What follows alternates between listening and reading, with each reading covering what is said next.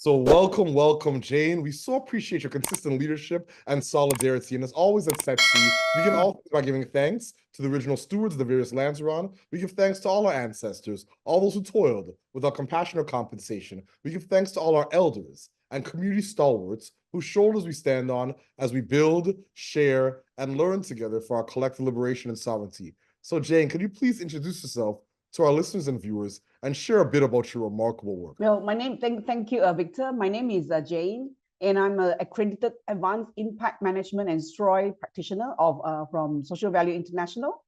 And it is one of the very first in Malaysia. I am very passionate about using businesses and innovation to tackle social and environmental challenges.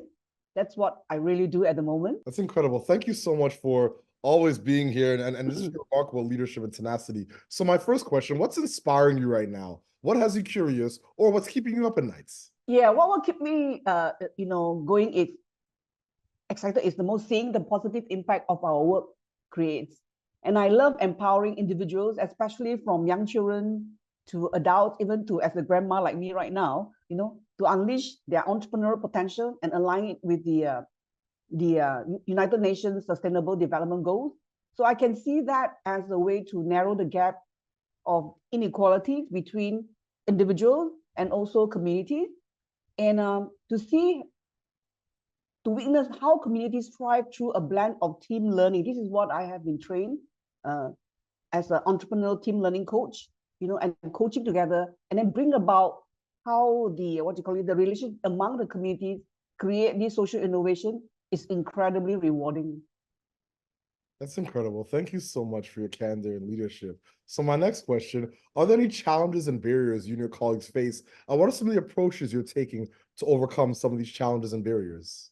There are a lot of challenges. It's not a bed of roses. How we need to change. The most important thing was the bigger challenge is to shift the mindset around how we perceive and invest resources. So traditionally, the focus has been on, it's all about profit and profit and profit. And when we were setting up Social Value Malaysia, and we tried to introduce this method, social values method of calculating, where impact can be measured and can be valued and measured, and then how we maximize the impact, and what many see that, oh, not another framework, not another, course, but we want to tell them that, you can introduce all these tools, social value tools into your system without having to cost you a lot of money. It's about changing the mindset and how it can help you to make decision-making that considers the social and environmental good alongside with financial return. And we can actually see throughout our journey when setting up Social Value Malaysia, how our participants, our clients, or our co-creators actually beginning to see by tackling social and environmental first, the financial return will come. And that will help them to build up their brand. And I will tell you the story how it come out later as we continue to improvise with these interviews. Our team and myself, we have been working very hard to educate the our Malaysian societies, and business people to showcase their stories. So I do not have any really in paper and pen now, because we are still collecting data. We just started this last year, so it takes about 2. But I can tell you the stories that's coming out. Our journey in providing the social innovation can be such a powerful driver for positive change.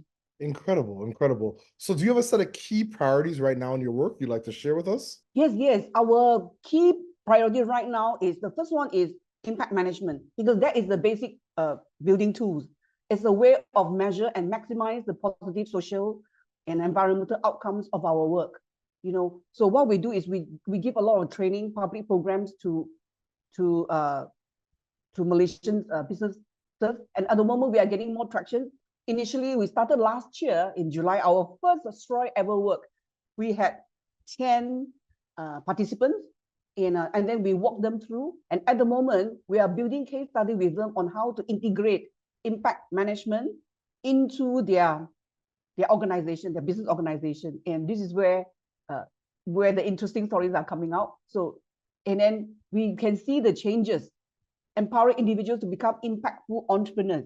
So that is why we got involved with Cretella Impact, which is the pre-acceleration program, and especially we want to work with women, because these are women who are, there's a gap in getting more women entrepreneurs into the global stage. So we align that with SDGs. So we were the impact management partners, try to really advocate impact management to align with SDGs. And then the third one is we want to foster community development through impact initiatives and collective actions. So now this one, we have what you call the Invest for Good. And here we focus on the Impact for Good Sabah education, where we have a consortium of players that come together to work. And at the moment, we are using crowdfunding. Here again, I will show you the story. These are our priorities at the moment. Incredible. So no, we can definitely dig into the stories.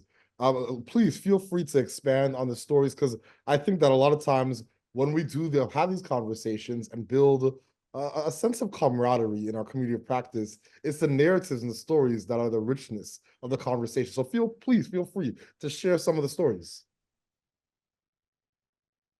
Okay, this is how we started the impact management, the fostering the community. Like for example, the Cretella, we the She Disrupt program that we started working together with Cretella Impact.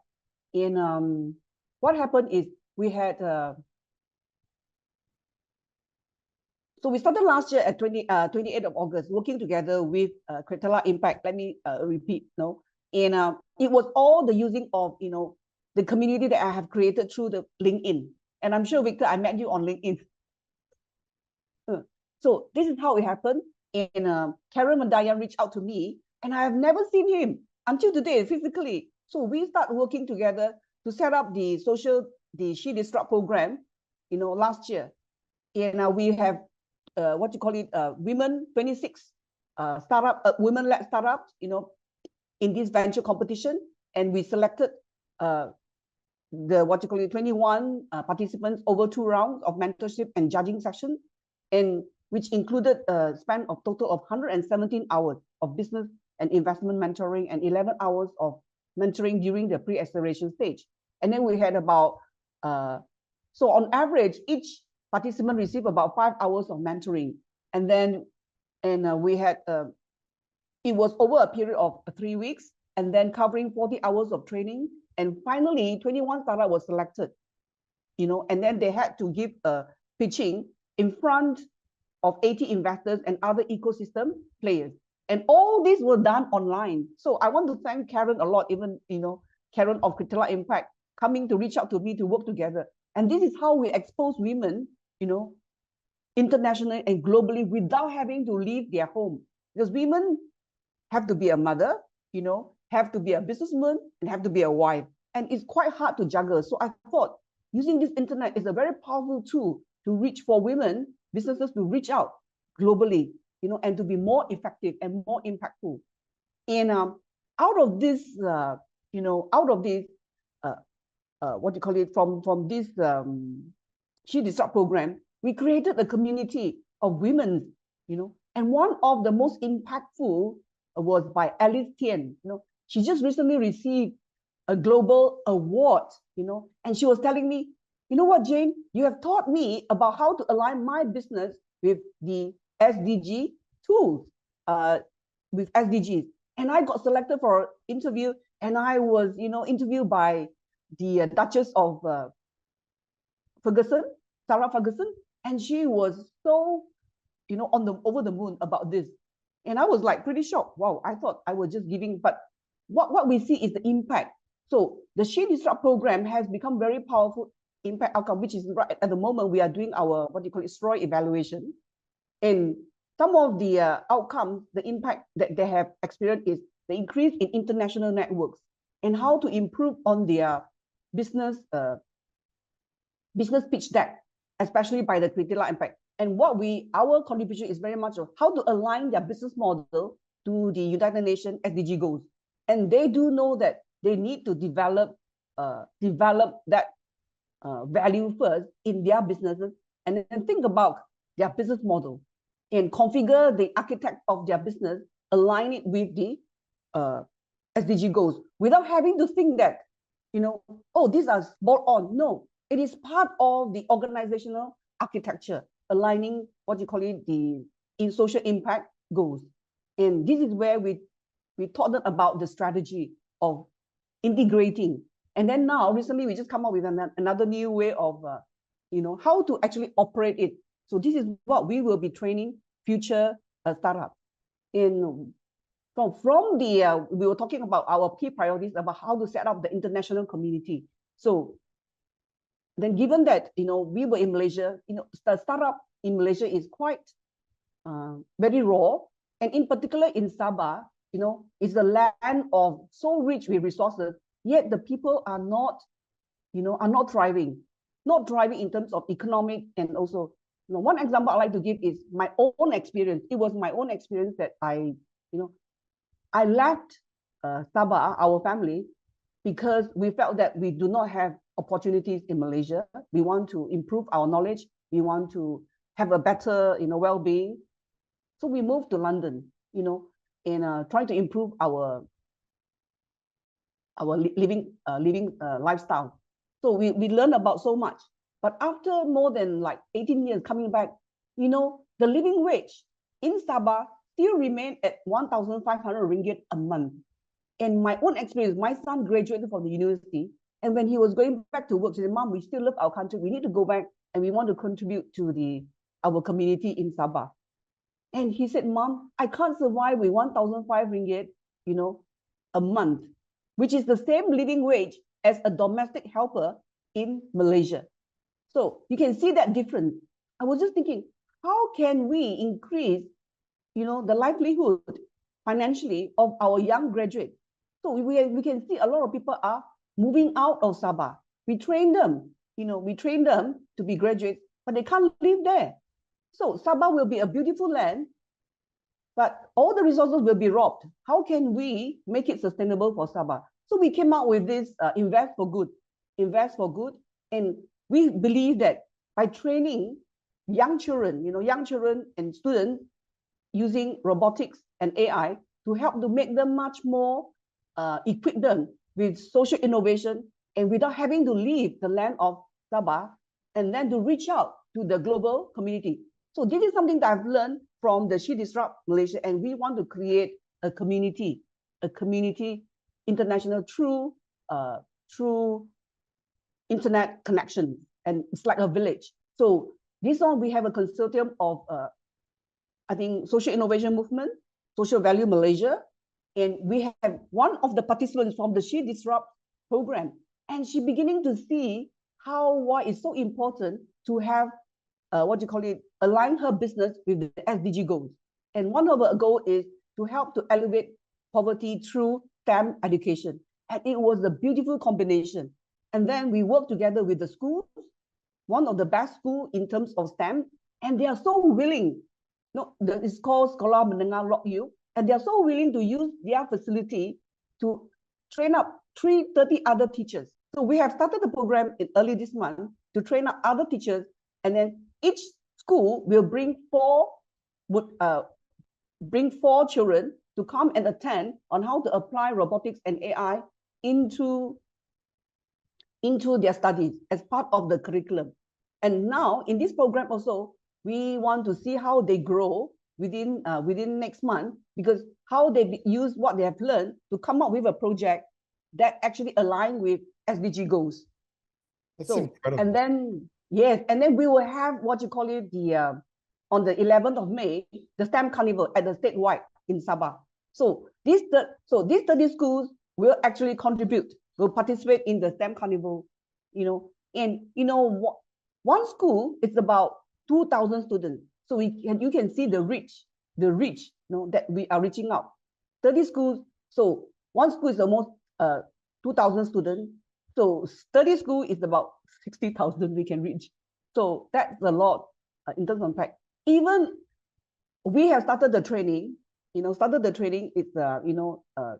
the 2nd and 3rd of April. And thanks to EdTech, the CEO Aina Rosley, she is the one And you know what? She has come up with a fantastic business model. She said, okay, I know you can't pay for all the tools, but I'm going to give you a library. We lend you for 6 months and you play with the tools, all these tools, and come out with a business model or a business solution to help the people of Sabah to get ready for the STEM Carnival. So she has come up with a business model that actually helped. And now, and again, about our priorities, she has joined our, the STROI classes, and one of her staff also has joined also the SDG training. And now what we are doing is we are co-creating together in this project on how to come out with the impact management and also the STROI report, so that every penny, every dollar that has been donated, we will actually demonstrate the impact to those who contribute to the crowdfunding project. So this is our project at the moment. We call it Invest for Good.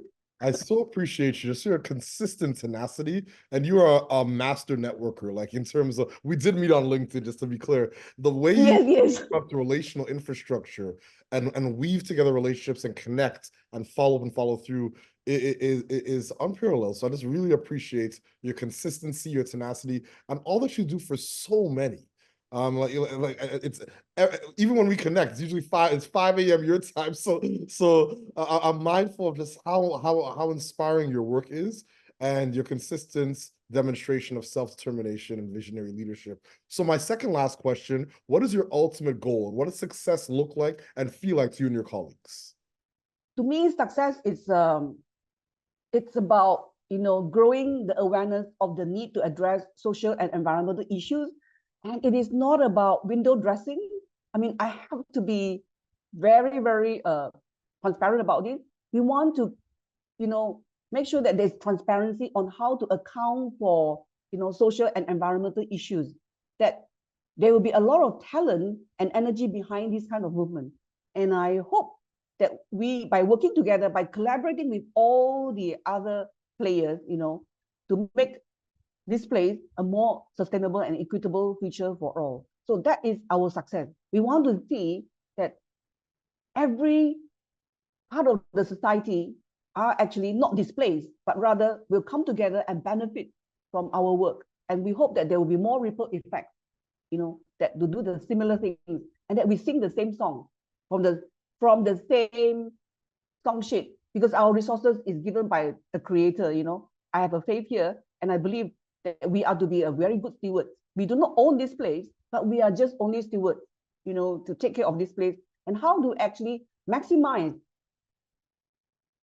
the impact, and by doing good, by preserving this, the resources that are given to us. So we are only the managers. So it is so important that we learn how to manage. So this is why we have this call to action, that join us in the movement. It's always a journey. Join us. And then we will be telling stories of how can we maximize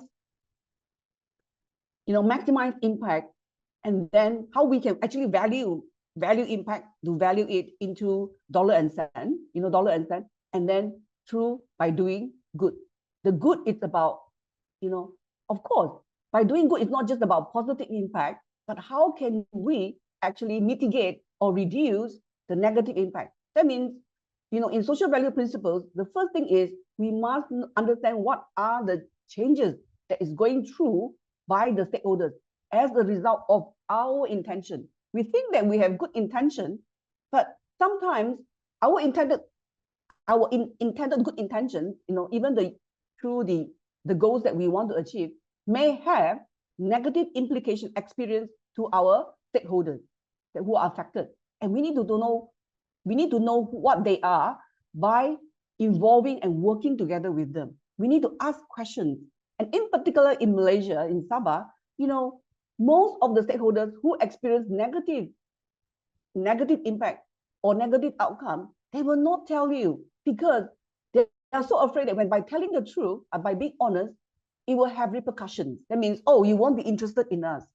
But I think as someone, who have good intentions, must be willing to accept, to hear, yes, though we have positive intention, but we need to accept what are the negative outcomes that experienced by our stakeholders that we intend to help so that we can improve on our work. This is where, and by collaborating with those who are being affected, this is where you can see the opportunity for social innovation and to improve the world a better place.